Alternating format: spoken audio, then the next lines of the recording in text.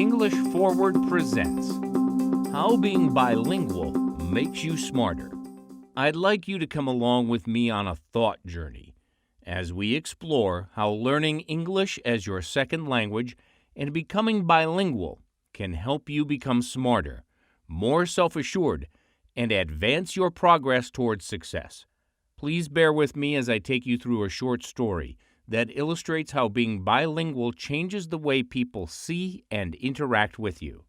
An excerpt taken from the book George and I, an incredible story of the bond between a man, me, and his dog, George. As I drive down the dusty, rutted dirt track into Folweni, Umlazi, South Africa, I can see Zebulon's Tavern in the distance. Probably built 20 years ago out of hollow brick blocks and corrugated iron sheeting, the building reminds me a lot of the trading stores built by the Portuguese traders in Mozambique. Square in shape with a flat roof, it had a red steel 20-foot refrigerated container attached to the one side. This was the cold room for the huge amount of beer Zebulon, the tavern owner, sold. The building is divided in two by a 1.2-meter high brick wall, on top of which sits a steel palisade barrier extending up to the ceiling, designed to keep the drunken customers away from the staff and stock. My pool table and jukebox are amongst the drunken customers. The jukebox is so loud in the tavern it's a wonder anyone can be heard over the music to place an order. It's 1998. And the township is a time bomb, quietly ticking away until it explodes.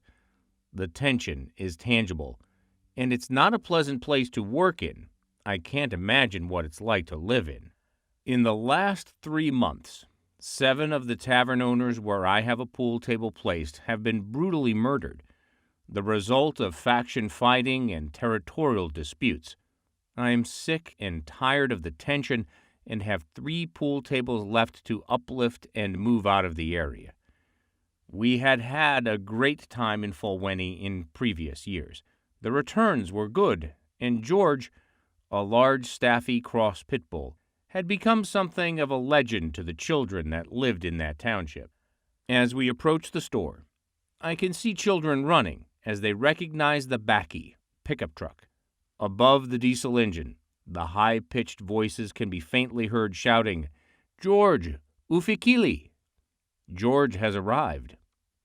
By the time we approach the store, we have a long tail of children following us, laughing and hitting the side of the bakkie, shouting, "George, ufikili!" George has arrived. There are about 80 children amassed at the store entrance, waiting for George. As we pull up and I get out, the crowd grows suddenly quiet, and I greet the kids and ask, "Who wants to see the dog that speaks 3 languages?" "Tina!" "We do," they shout. I call to George in Zulu, "Puma, George!" "Get out, George." And George leaps out of the bakkie to the ground to oohs and ahs from the crowd. He is not very interested in the kids, stiffing around and cocking his leg on the tire. "Speak in English," the children shout. "Speak in Afrikaans. Speak in Zulu." You see, I had told the children on previous visits that George is the only dog in the world that can speak in 3 languages. Then I would say, "Sit" in Zulu, and George would sit. I would say, "Lie down" in Afrikaans, and George would lie down, and so on. George knew dozens of commands in the 3 languages. The kids thought this was the most amazing thing they had ever seen. The children loved throwing a stick for George, and they all screamed at once for George to fetch in 3 languages. They sounded like a swarm of bees as they shouted to him. George would fetch regardless and never tired of their game. As he stood in front of them with the stick in his mouth, they'd be bunched up tightly together, the kids at the back pushing forward to try and touch George, while the kids at the front pushed back away from him, still a little scared of him. When a child plucked up the courage to pick up the stick George had dropped and threw it for him, the game would start all over again, and he would rush off to fetch, barking madly. "Boss, Nikela Ishumi," they shout. Please, 1 rand coin. Dlala, I jukebox. We want to play a song on the jukebox. The R1 would go into the coin slot, and as the pulsing music started, the kids would start moving.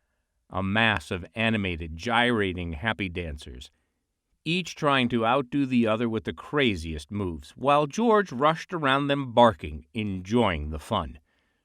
George was a great dancer, and they chased him round, screaming and shouting. Such a wonderful thing to see.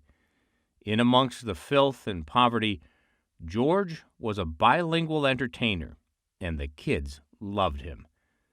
The kids thought George was smart because he could speak 3 languages. So in essence, he projected his intelligence onto his audience by his knowledge of languages and in return received adulation, praise, and respect because of what he knew. I use this story to illustrate to you how being bilingual can impact the way people see you and treat you.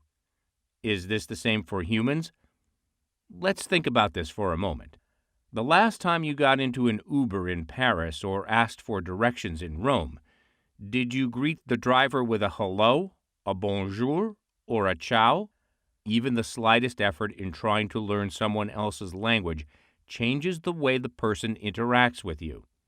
And if you know a handful of phrases and can converse even in the most basic terms, it endears you to the person you're interacting with. I'd like to ask you this question. If bilingual makes you smarter, how smart do you need to be to achieve your definition of success? And what is your definition of success? You were listening to an English Forward production, the web's largest Learn English community and Q&A site. Everything you need to understand and improve your English. Visit EnglishForward.com.